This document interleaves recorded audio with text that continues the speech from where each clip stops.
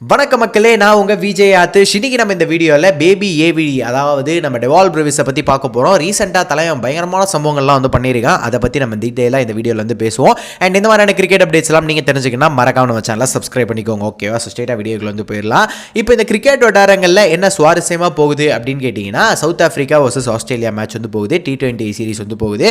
So இதில் வந்து பார்த்தீங்க அப்படின்னா, ஃபஸ்ட்டு வந்து நம்ம ஆஸ்திரேலியா வந்து நல்லா ஆடி ஒரு மேட்ச் வந்து ஜெயிக்கிறாங்க.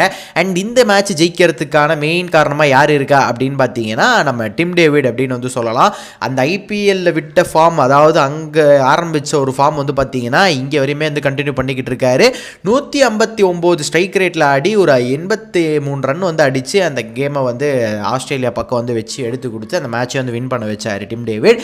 அண்ட் அவரோட பார்த்தா அந்த கேமரான் கிரீன் அவர் ஒரு சப்போர்ட் வந்து கொடுத்தாரு. அவருமே வந்து 269 ஸ்ட்ரைக் ரேட்டில் ஆடி ஒரு 35 ரன் வந்து அடித்து கொடுத்தாரு.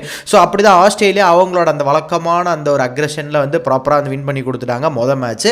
ஆனால் அதே இந்த சைடில் வந்து பார்த்தீங்கன்னா அவங்க பேட்டிங் ஆடும்போது நம்ம ஆளுங்க பேட்டிங்கில் சவுத் ஆஃப்ரிக்கா கொஞ்சம் லைட்டாக வந்து அப்படி இப்படின்னு தட்டி தான் ஆடி இருக்காங்க. அதுலேயும் நம்ம டெவால் பிரவிஸை பற்றி சொல்லணும்னா 2 ரன் தான் அடிச்சிருக்காரு. 2 ரன்லையும் வந்து பார்த்தீங்கன்னா நீங்கள் கேட்பீங்க இதான் என்ன ஸ்ட்ரைக் ரேட்டு அப்படின்னு கேட்டிங்கன்னா 33 ஸ்ட்ரைக் ரேட் தான். அதனால தான் நான் ஸ்ட்ரைக் ரேட் சொல்லாமல் வச்சுருந்தேன். பட் இருந்தாலும் மென்ஷன் பண்ணோம் இல்லையா.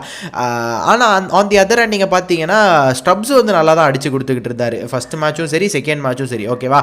சரி, ஓகே, நம்ம செகண்ட் மேட்சுக்கு வந்து வருவோம். அங்கே தான் நம்ம தலைவன் பண்ண சம்பவங்கள்லாம் வந்திருக்கு. எஸ், இதே மாதிரி தான் வந்து செகண்ட் மேட்ச் ஆரம்பிச்சிருக்கு. செகண்ட் மேட்ச்சில் பார்த்தீங்க அப்படின்னா ஆஸ்திரேலியாவை தாண்டி நம்ம சவுத் ஆஃப்ரிக்கா வந்து பயங்கரமாக வந்து இனிஷியலாகவே பேட்டிங்கில் பயங்கரமான பர்ஃபார்மன்ஸ்லாம் வந்து கொடுத்தாங்க. என்னடா இது அப்படின்னு பார்த்தா கொஞ்சம் ஏர்லியான் விக்கெட்ஸ் எல்லாம் விழுந்தாலுமே நம்மால் டெவால் பிரவிஸ் உள்ளே இறங்கி 56 பாலில் 125 ரன் வந்து அடிச்சிருக்காரு.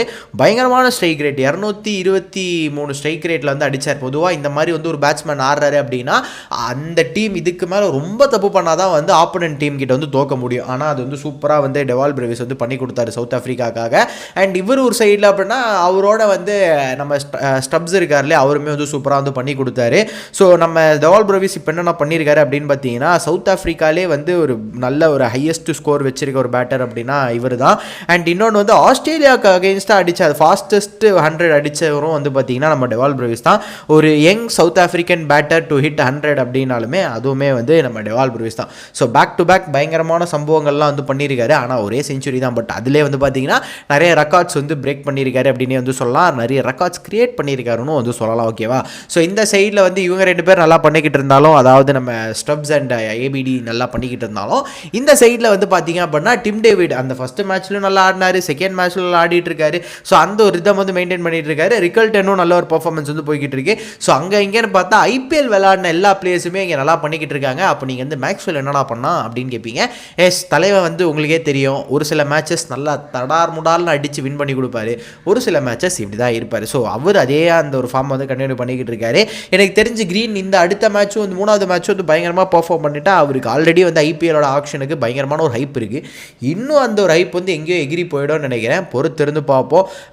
எல்லாருமே வந்து சூப்பராக வந்து பண்ணிக்கிட்டு இருக்காங்க. அதுலேயும் வந்து நம்ம டெவால் பிரவிஸை வந்து ஏபிடியே வந்து சொல்லியிருந்தார். என்ன சொல்லியிருந்தார் அப்படின்னு பார்த்தீங்கன்னா, இந்த பையனை எப்படிப்பா நீங்கள் ஆக்ஷனில் விட்டீங்க, பட் பரவாயில்ல, சிஎஸ்கே வந்து எப்படியோ தூக்கி எடுத்துகிட்டு வந்துட்டாங்க, சிஎஸ்கே பக்கம் கொஞ்சம் லக் ஃபேக்டர் இருந்திருக்கு அப்படின்ற மாதிரி சொன்னாங்க. அண்ட் நானுமே வந்து இல்லை, அந்த ஐபிஎல் அப்போவே யோசித்தேன், என்னடா சரியான ஒரு பிளேயர், இவரெல்லாம் எப்படிப்பா ஆக்ஷனில் விட்டீங்க அப்படின்னு நினச்சேன்.